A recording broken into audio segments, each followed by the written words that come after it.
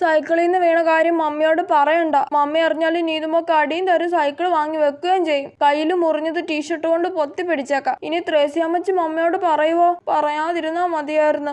ആ കൊച്ചേ, നീ ഇവിടെ വന്നിരിപ്പുണ്ടോ? നീ സൈക്കിളുമായിട്ട് എവിടെ വരെ പോയായിരുന്നു? എവിടെയും പോയില്ല മമ്മി. ആ വേഗം കുളിച്ചിട്ട് വാ. എന്നിട്ട് ഈ സ്ലീവ്ലെസ് ഉടുപ്പ് ഒന്ന് ഇട്ട് നോക്കിക്കേ. അയ്യോ, ആ ഉടുപ്പിട്ടാല് കയ്യിൽ മുറിഞ്ഞത് മമ്മി കാണൂല്ലേ?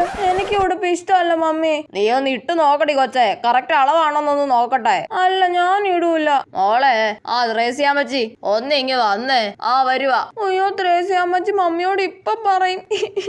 എന്താ ത്രേസ്യാമ്മച്ചി? മമ്മിയോട് പറയല്ലേ, മമ്മിയോട് പറയല്ലേ. ത്രേസ്യാമ്മച്ചിക്ക് 2 പച്ചമുളക് ഉണ്ടെങ്കിൽ തന്നേടി. ആ ഇപ്പൊ തരാം. അയ്യേ, ത്രേസ്യാമ്മച്ചി പച്ചമുളക് വാങ്ങാൻ വന്നേ. ആ പിന്നെ മോളെ, നിങ്ങളുടെ വീട്ടിന്റെ മുന്നിൽ നിന്ന് കൊച്ചു സൈക്കിളിൽ നിന്ന് വീണായിരുന്നു കേട്ടോ. അയ്യോ, മമ്മിയോട് പറഞ്ഞു. അവക്കിന്ന് ഞാൻ നല്ല കൊടുക്കുന്നുണ്ട്. ഞാൻ പറഞ്ഞത് അവളോട് സൈക്കിൾ എടുത്ത് കറങ്ങരുതെന്ന്. അയ്യോ, മമ്മി എന്നെ ഇപ്പൊ തല്ലാൻ വരുവേ.